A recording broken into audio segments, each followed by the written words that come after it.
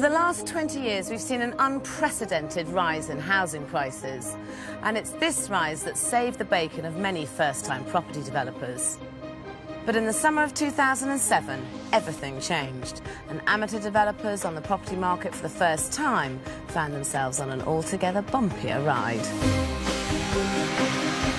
There's so many people after our property that we were sort of gazumping each other trying to get hold of it. We assumed that house prices would just go up. We just had no idea that they would ever go down. Because you buy a property with debt, you can find yourself in negative equity. So not only have you lost the money that you put in, but you can actually owe more. 13 million of us are expecting our property to provide us with an income in retirement. That's a very concentrated risk.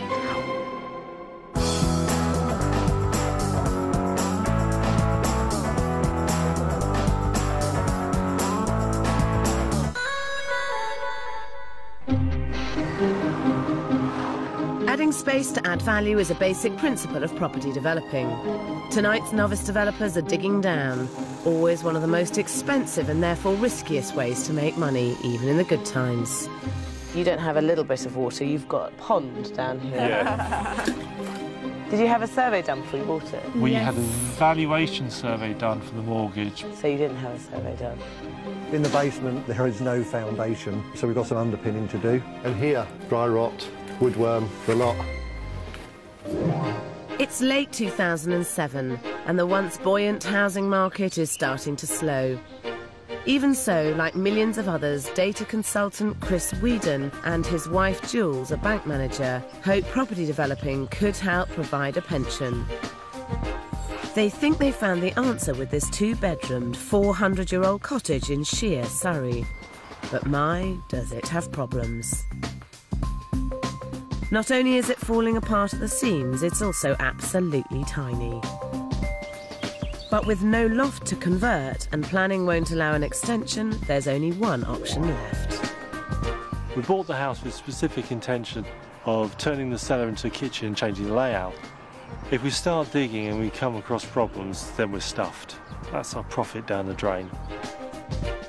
And that's scary stuff, because when you start digging down, flooding, undermining the foundations and the lack of natural light are all expensive problems that can easily come your way.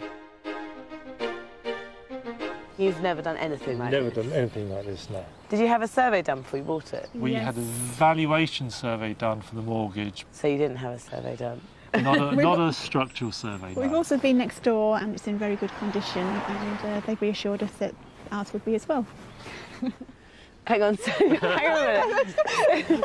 So next door was in good condition? No, so this will be all right as well, because it's built at the same time.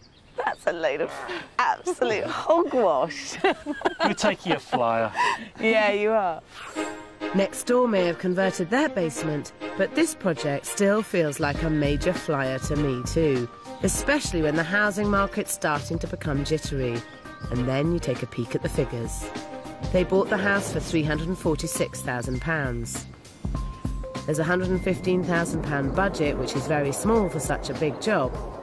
And the target sale of £550,000 would break the ceiling price for similar properties in the area. On these numbers, they'd make a good £89,000 profit. But I think even without a downturn in the market, these margins are dangerously tight. And how long is it going to be till this is finished? Between 8 and 12 weeks. It's a tough call. I mean, I'd put 16 weeks on this as a realistic timescale. There's going to have to be some pretty amazing project management to make this happen in 9 weeks. And the reality is you've bought a 400-year-old cottage that's semi-derelict. This is your first development, and you're doing all of this in a flat market with an optimistic resale price, hoping to make £89,000. Yep. Yep. Crikey. And it's not just their schedule and resale that's ambitious. This is one big development. The cottage is set out over 4 stories. On the top floor there are 2 bedrooms, with another bedroom and bathroom below. Underneath there's an unusual arrangement of a ground floor living area and a lower ground floor kitchen and WC, which provides access to the basement underground. Chris and Jules rightly want to knock down the internal walls to open up the small lounge, and then turn the lower ground into an appealing garden room. But it's the dark basement below where the plans go awry. The idea is to excavate down to get enough head height to put a new kitchen diner in, only there won't be a single window to the outside world. So this is where the nuts and bolts of this development is, really. I mean, you've got a huge amount of work to do down here to turn it into a kitchen. It's a lovely big space. I know you're digging the floor out so you get proper head height, which clearly you need to do. But the big problem with your plan is that it has no natural light. Yes. Yes. And I think that's a huge flaw in it. But I have got a suggestion. Take the floor back and open out the whole of this section. The big challenge when you're converting a basement is to draw in natural light. Here, I would move the WC down to the rear of the new kitchen and knock through the wall to the basement area to bring in as much daylight as possible.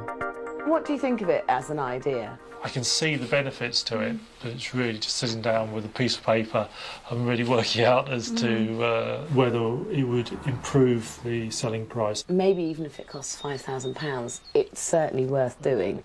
It just will move this development from feeling like it's a little bit claustrophobic to giving it space to breathe.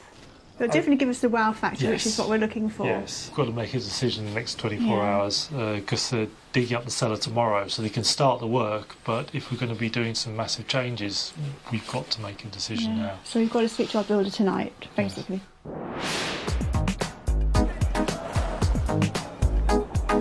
33 miles away in East London's trendy Bethnal Green, meet graphic designer Pete and interior designer Louise.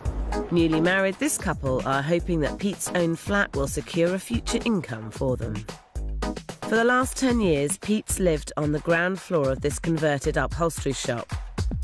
And like Chris and Jules in Shear, this couple think that it's the basement which will give them the greatest return. It's going to make a great living space when we're done, but I've just been chucking rubbish down there for the last 10 years.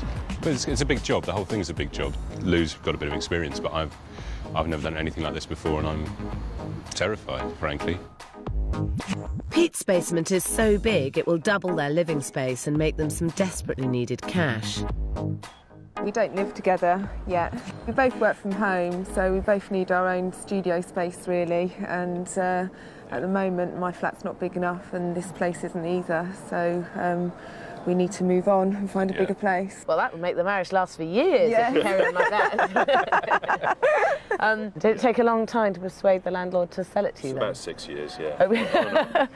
So you must have been pleased. Very, very pleased. Yeah, I got a very good price for it as well. So What was that? it was 150,000. And you've done well already. I think so. Yeah, there's possibly as much as 100,000 on it, just as it is if we were to sell it today. So. Are you not tempted to cut and run? Nah. Pete bought his flat in April 2007, and unlike lots of people buying at the time, he got a real bargain. It's now February 2008, and with the UK market cooling, they could do a lot worse than walking away with a clear £100,000 gross profit. But this couple have other ideas. They're hoping for a trouble-free 3-month development costing £90,000. And they want to let the property for £500 a week. In theory, that's a very respectable 11% return on their investment. But if they encounter problems with this ambitious conversion, that could slash their return very quickly indeed. This is quite a challenge, doing this. Do you have any experience or idea how stressful developments often are? No, this is our first. What if it doesn't work? We get divorced. Of course it will work. Pete and Louise may be laughing now, but they couldn't have chosen a riskier time to be attempting such a complex first development. They could easily be digging a very big hole for themselves. By the time tonight's developers had started digging out their basements, economists were still debating whether a recession was on its way. Whatever the forecasts, one thing was certain: the housing market had now stalled. But for Pete and Louise Morder in Bethnal Green, East London, there's no going back. They're hoping to secure their future by developing Pete's old upholstery shop into a 2-bed rental property by converting one massive basement. Crikey, you've already started. Yes, we have. So what's this? Is this the swimming pool? Yeah. I'm training for the Olympics. It's not really a noisy one from a hole in the ground, is it?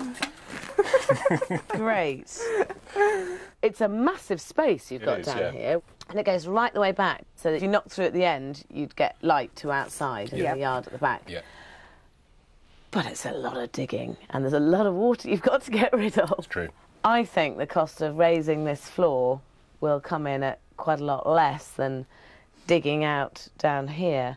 You wouldn't have to pinch more than a couple of feet, which would still give you a reasonable head height. We did comparative quotes, and they came in roughly the same. Yeah. The problem with digging down is you never quite know what you're going to hit until you start doing it. So I think if you want to keep on top of costs, it's probably better to raise the floor, because that's a quantifiable job someone can see and they can give you a price for. Well, there's a lot less unknowns. It's not only digging out this huge space that could hurt the finances. There's also Pete and Lou's idea for the layout. Downstairs in the basement, they're planning to dig out 15 tons of earth to create just 2 bedrooms.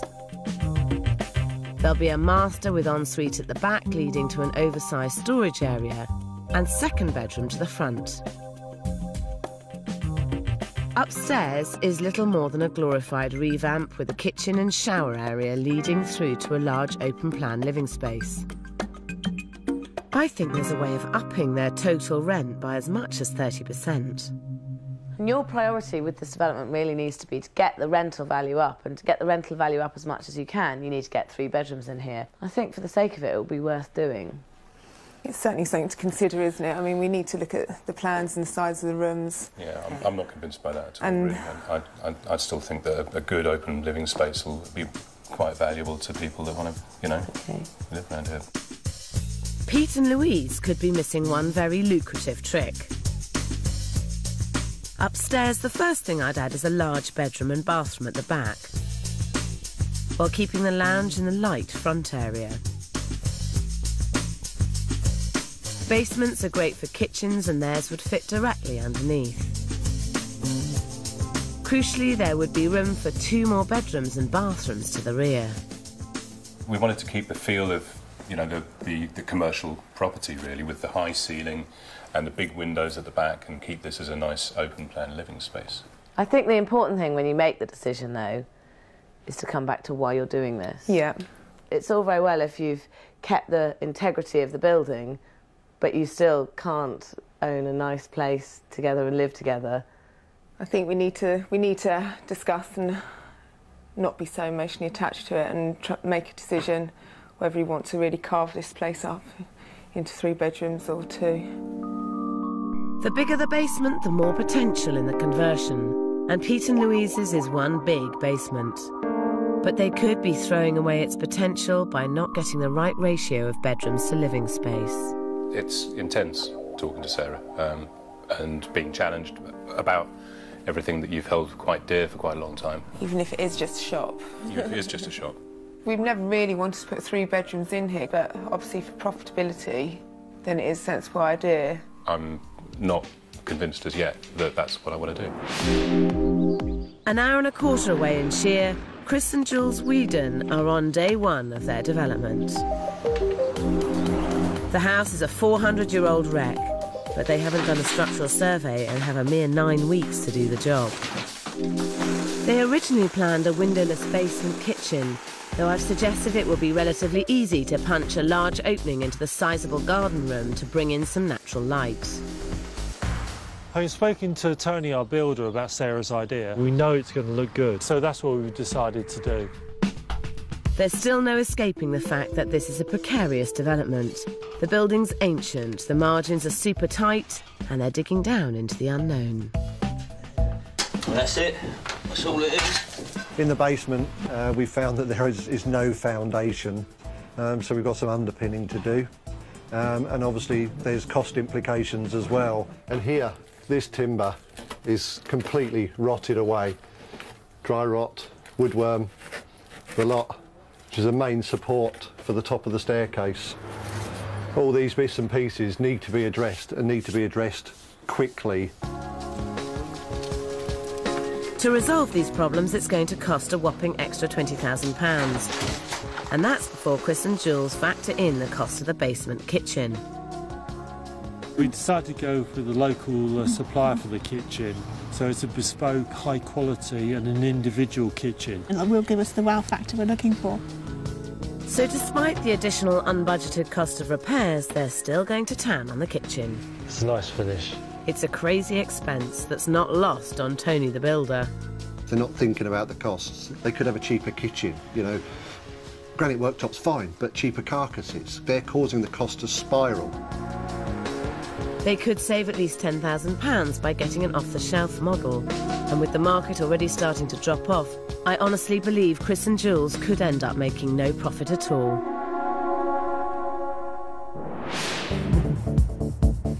In Bethnal Green, Pete and Louise are starting out on their massive basement conversion. Yeah, we decided to take Sarah's advice, raising the joists rather than digging down, simply because of the risk. We thought that would be safer. I mean, we were worried about the ceiling height, but I think it'll work. I think it'll be fine. Pete and Louise are potentially saving thousands by raising the floor rather than excavating into the unknown. That's one of the big decisions out of the way. I spoke to 6 local estate agents, and they were all of the opinion that Sarah's idea of having 3 bedrooms would increase the market value by up to £60,000, and rental value by possibly £100 a week. So there's something we couldn't sniff at, really.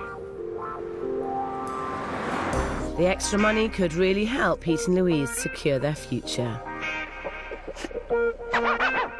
So far, they seem to be going with my ideas. But they're both creative designers, and a week later, they're not as convinced by other suggestions. I think we felt that it would be lovely to have a really beautiful kitchen that you walk in off the street into. It would be more conventional to have the sitting room upstairs and go downstairs to a kitchen, breakfast, dining space with a table, and it's sort of more normal layout. As it stands at the moment, we're quite happy with it. Yeah, I mean, I really like having the idea of having the kitchen up here. It's just, you know, I think we've got our hearts set on that now. However hard you try, the levels of natural light will always be compromised in a basement. And when space is tight, it is kitchens that are most suitable for being underground. More often than not, they're artificially lit. They also have plenty of surfaces that can be made reflective to lift the level of brightness. A palette of light tones can further enhance a fantastic subterranean selling feature. I mean, this is undeniably darker down here, isn't it, than upstairs? Yeah. It makes more sense to have the kitchen in the darker space. We've thought long and hard over it, and we've got to make decisions and go with them now, otherwise it's not going to get done. So I think we've made our minds up with it, haven't we? Yeah. Thanks. Thanks, but no thanks. In Shear, with full-time IT and banking careers, Chris and Jules are finding it almost impossible to give the basement project their full attention. And that means they're practically never on site at the same time as the builders. Yeah, I'll be on site over the weekend so I can see what you've done, but I just can't make it during the day this week. Simply sorting out the weak foundations and rotten timbers has taken them over halfway through their unrealistic schedule. And the structural work to open up the basement is only just beginning. There's masses to do in a very short period, and it's a crucial time to be properly managing the site. You have given yourself a very, very tight schedule, and you've both got full-time jobs and you're hardly on site at all, and it's also running very fast. And do you feel like you're totally in control of this site? Not totally in control of this site. Tony is the builder, but he's also the project manager. So it's a situation that we have had to put a lot of trust in him. I just worry that having a very, very short schedule, not being around much, having to finish it in that time or being left with no builder. Decisions need to be made and things get rushed through, and the problem with rushing it too much is that to go back and think, oh, no, we shouldn't have done it like that, it's a bit late then, really. Most of the decisions are obvious. Well, let's hope so, because if they're not obvious and they're wrong, it's your money on the line, isn't it? We've had lots of meetings with the builder before the project started, so we're confident that he's thinking along the same lines as we are. I have no clear direction. It's kind of ad hoc. I'm doing what needs to be done because I haven't seen the client for a week now. To make money from developing in today's difficult market, you have to get the basics 100% right, including the project management. But Chris and Jules are getting that very, very wrong.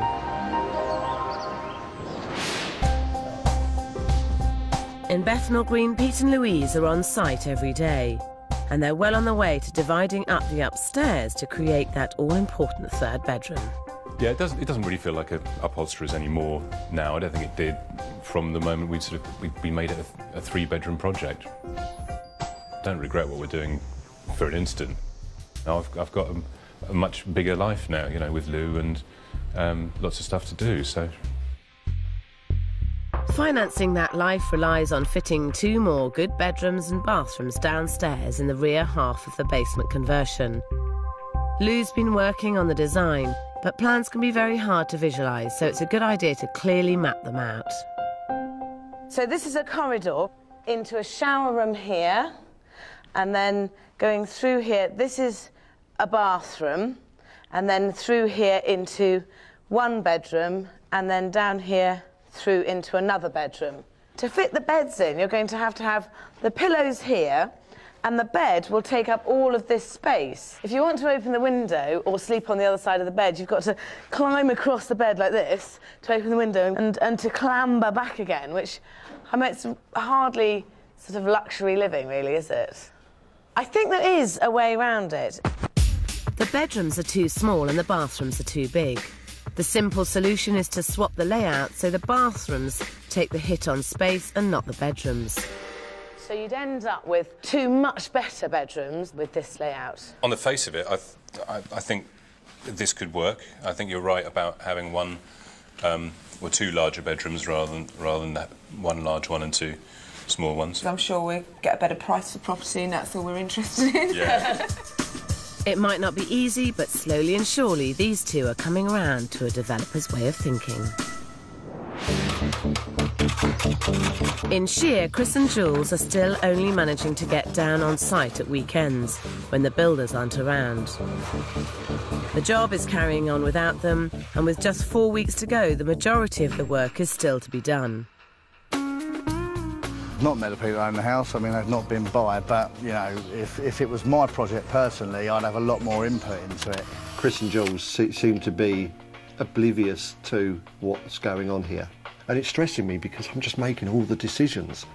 They've now got this wish list of, you know, knocking out structural walls, log burners, oak floors, specialist kitchens, things like that, and we're 20 grand over budget. If I don't see them soon, don't have a meeting, don't discuss the costs and things like that, I'll be pulling my men off the job.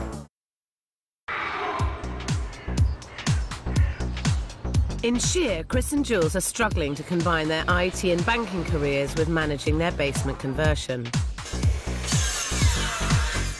They're so rarely on site that they're not just worryingly behind schedule, but completely out of touch with the changes being made. Wow!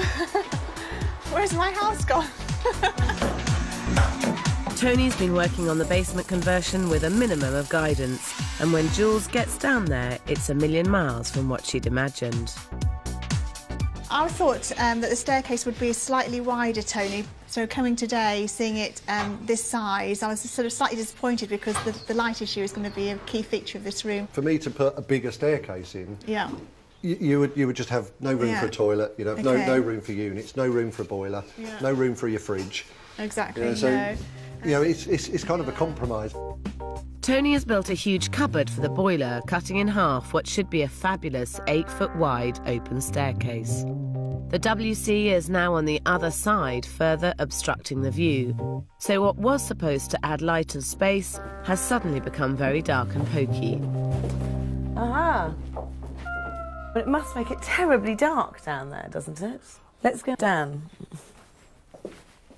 So you've built a loo here, and then you've boxed in the other side to have a boiler, and you've ended up with a space that was going to be open and light, shutting it back in again. How did it get so far?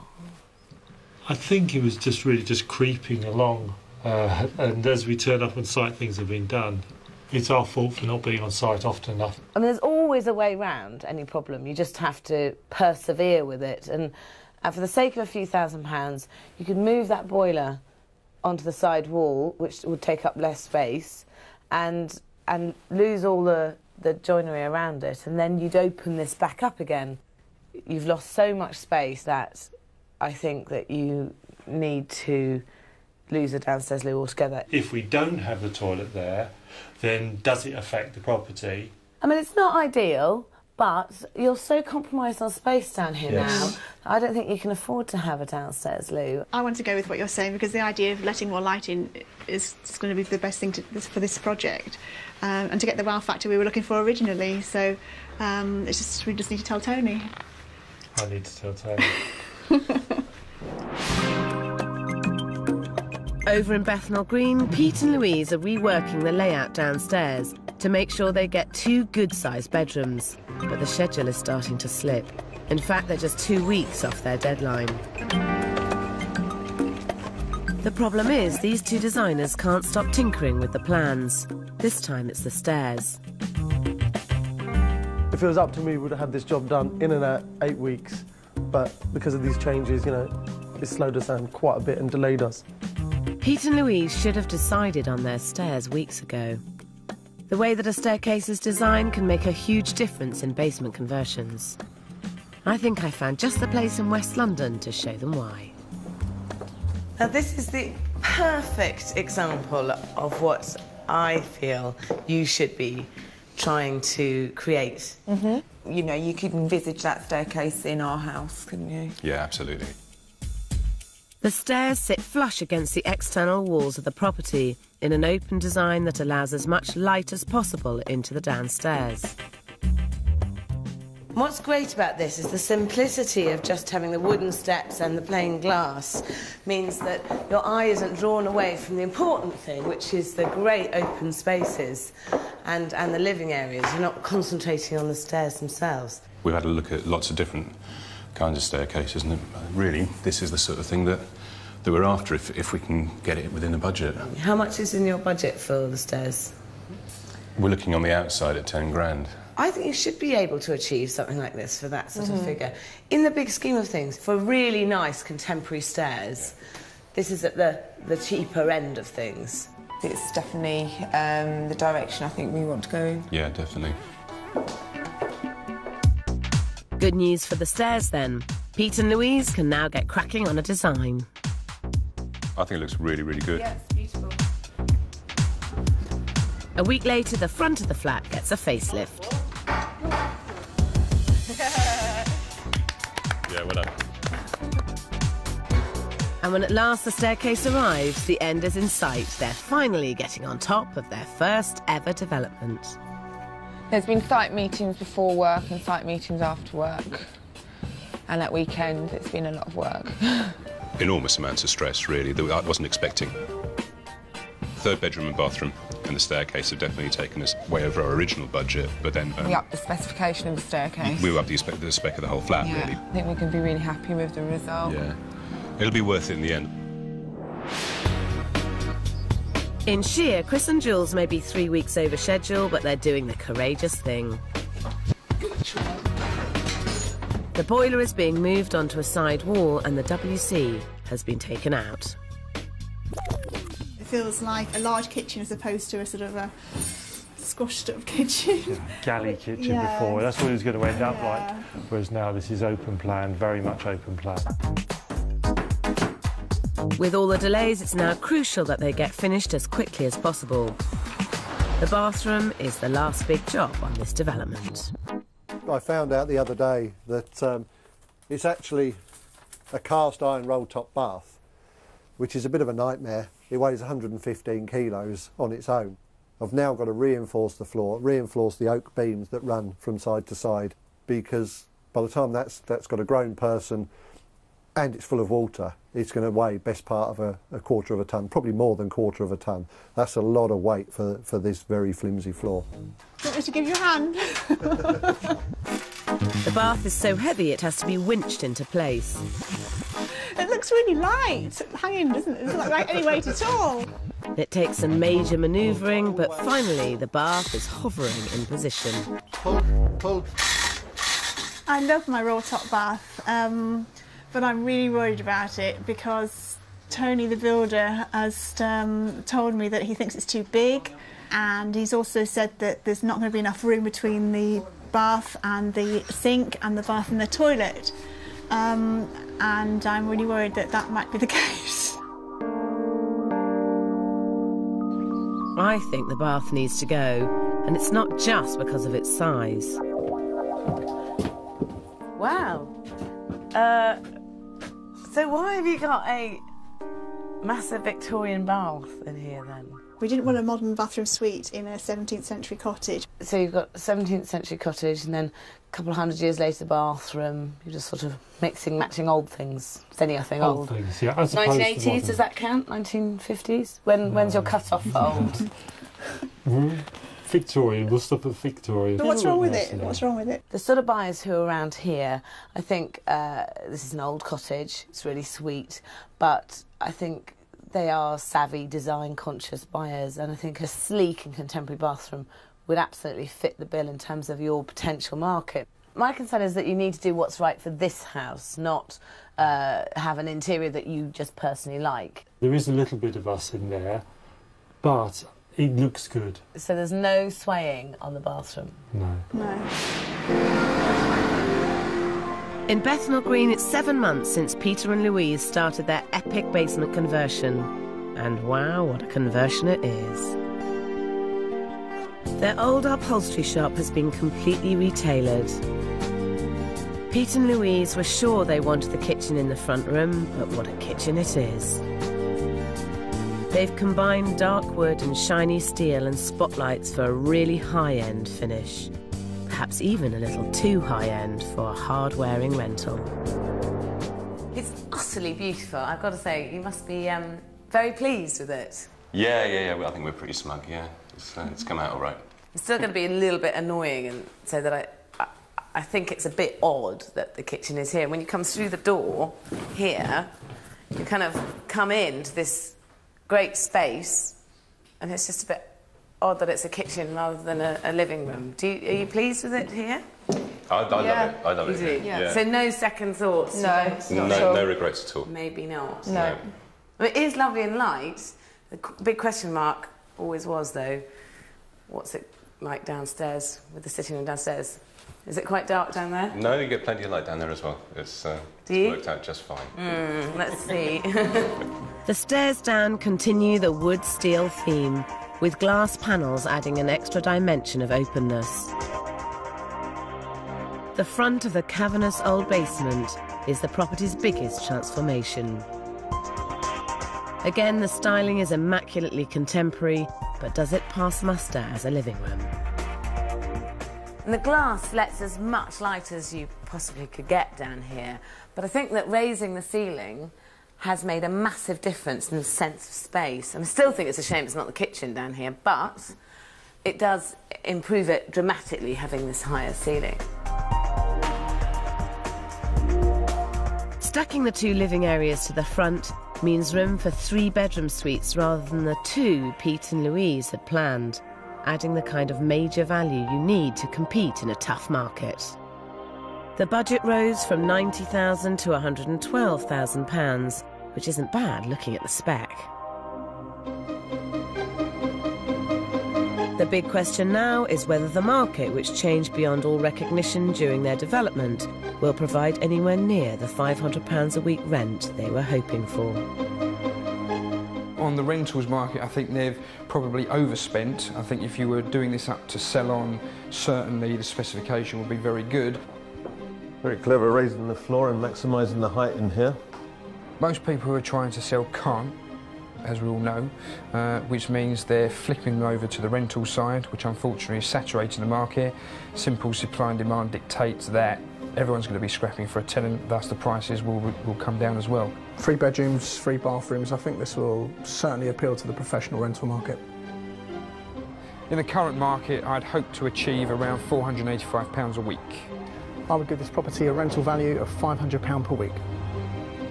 I'm very confident that we could achieve a figure of £550 per week.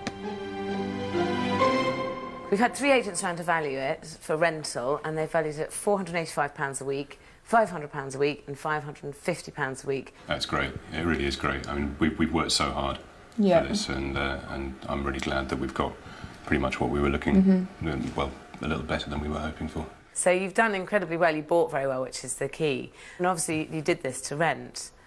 Do you know how much it would be worth now if you were to put it on the market? We could guess around, I don't know, 380, something like that. Well, we have had 3 agents in also to value it, just to see what they said, and they came in at 385, 420 and 450,000. That's 50 grand shy of £500,000. That's a ridiculous amount of money.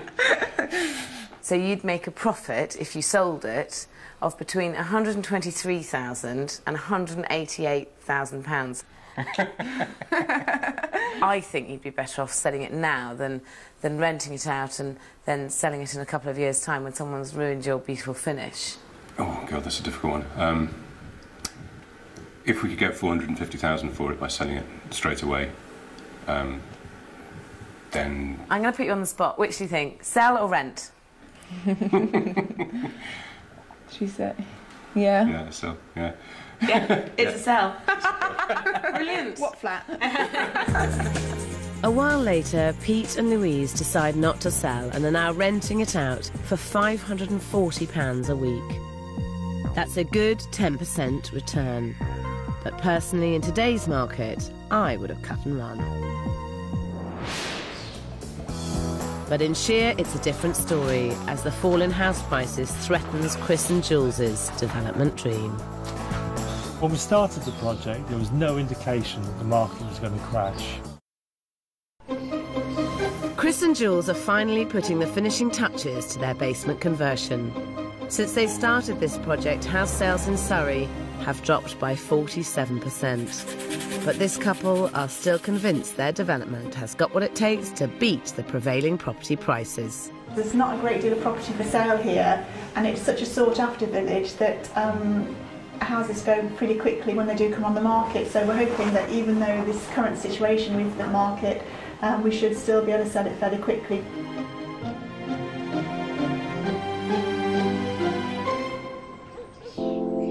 And if first impressions will do it, then this house has a real chance. And inside isn't half bad either. You'd never believe it was the same tiny living room. But it's downstairs where the major success is. In this development, Chris and Jules made a lot of expensive mistakes, but they persevered to achieve a great opening into what was once the basement, even if they did blow the budget on the kitchen. This is just fabulous. When you think about what this used to be, a damp and dark and dingy cellar with low head height and no natural light at all, I mean, this is a transformation. We're really pleased that we took your advice on making it wider because there's more light in, and of course the views of the garden are great now. 2 lessons we learnt from this. 1, clear, accurate, concise plans, and 2, project managing it and being on site more often. Those 2 things would have meant that we wouldn't have had to have undone some things. Upstairs, they've kept the bedrooms clean and simple, which is the right thing to do with the limited space on offer.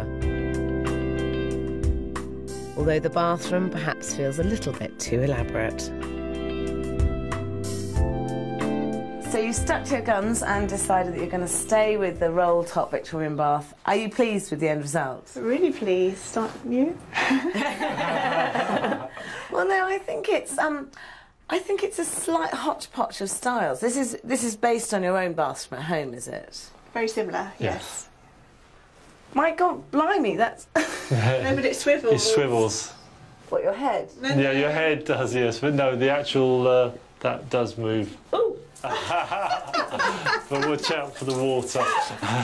OK, so bear in mind I'm 5'5". Yes. Which is not tremendously tall, even with it swivelling. Yes. But you're not meant to stand underneath, it's just meant to sort of shower you and then you've got the hand set. But I mean, otherwise... So you've got to stay within this circle, yeah, i.e. here, and then you've got to get underneath it, but all swivelling onto you, with the curtain around you like this, yeah?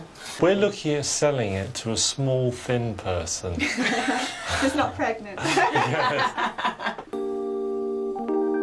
This is certainly not an economy bathroom.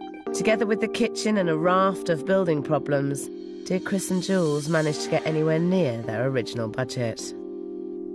You started out expecting to spend about $115,000 on this development, and you've had a few problems along the way. How much did you end up spending? Near 141, just under that. Right. This was a full refurbishment with structural work. I think it was always a bit unrealistic, your schedule and your money on this. From the outset, Chris and Jules have relied on outperforming the local market to make a profit. But given the amount they've spent, they would now need to do that just to break even. And with buyers so thin on the ground, things are looking very tricky. This really is the feature of the property. This is a fantastic room. It adds significantly to the saleability and to the value, probably adding £50,000 to £60,000. Good room. Main selling point of the house, I would say. With a contemporary bath, you might have got the bath in one end and have a separate shower cubicle at the other end, which would have been better. I would value this property at £495,000. In the current market, I'd value this property at £500,000. You have had two valuations, and those valuations have come in at $495,000 and $500,000. Right. So if you took the lowest valuation, that would be an £8,000 profit, and if you took the highest valuation, that would be a £13,000 profit. What do you reckon? I mean, it's a profit. Not enough. No, I don't like that idea.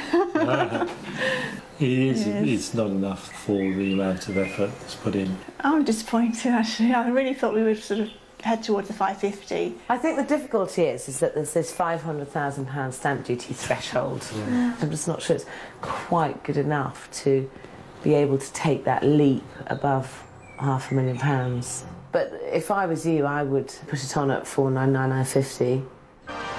Chris and Jules decide against this and put the house on the market for £549,000. But 6 months later, with house prices still falling and no interest from buyers, they decide to rent it out for £1,600 a month. We're in property development for money, and after the amount of time, pain and effort that we put into that, we were not going to walk away with £13,000. No. We're not put off by doing any future developments because my passion is interior design and developing houses. So this is just a hiccup in the overall plans, and so we'll just wait for the prices to go up and then move on. Luckily, the positive of recession is that interest rates go down. So with the rental income that we're getting from it, we're in a very comfortable position, so it's still winning. And when we sell at the right price, we'll win again. Basement conversions are one of the trickier ways to add square footage. So it's more important than ever to get the basics right. You need to start with a good solid set of figures, have good project management, and make sure that you've done your homework. Because anything less, and in today's market, digging down can be an easy way to bury your profit. Next week, our property developers' dreams of making a profit from two massive conversions face the dawn of a decimated housing market. Everything went from fabulous to rock bottom overnight. And now the bubbles burst, that's it, it's finished.